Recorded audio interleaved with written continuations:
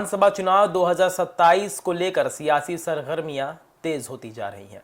इस बीच बिहार की राजनीति से एक बड़ा बयान सामने आया है। जनता दल यूनाइटेड यानी जेडीयू ने यूपी चुनाव लड़ने की तैयारी का ऐलान किया है और बीजेपी के साथ गठबंधन की इच्छा भी जताई है।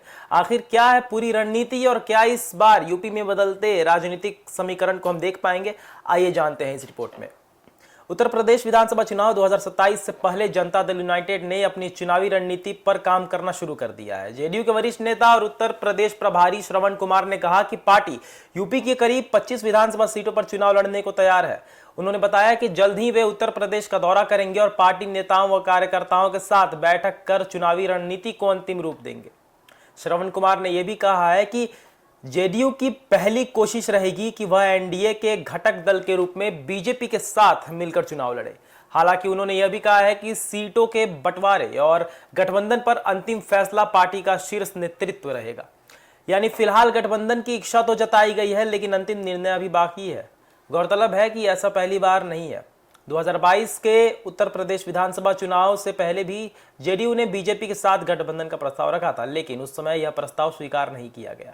बाद में जेडीयू ने अलग राह अपनाई और दोनों दलों के बीच चुनावी तालमेल नहीं बन सका।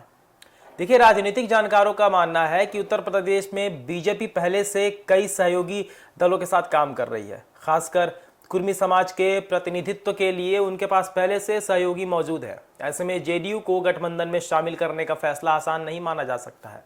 हालांकि अंतिम निर्णय बीजेपी और एनडीए नेतृत्व के स्तर पर ही होगा। अब सबसे बड़ा सवाल यह है कि क्या 2027 के उत्तर प्रदेश चुनाव में बीजेपी और जेडीयू साथ आएंगे या फिर जेडीयू अकेले चुनावी मैदान में उतरेगी। इसका जवाब आने वाले दिनों में होने वाली राजनीतिक बैठकों और सीट बंटवारे की चर्चाओं के बाद ही साफ हो सकेगा। फिलहाल ये तय है कि यूपी चुनाव 2027 से पहले सियासी हलचल तेज हो चुकी है और जेडीयू ने अपनी मंशा सार्वजनिक कर दी है। अब सभी की निगाहें बीजेपी और एनडीए नेतृत्व के अगले कदम पर टिकी है। क्या ये गठबंधन नाकार लेगा या नहीं, इसका फैसला आने वाले समय में होगा। फिलहाल के लिए बस इतना ही। धन्यवाद।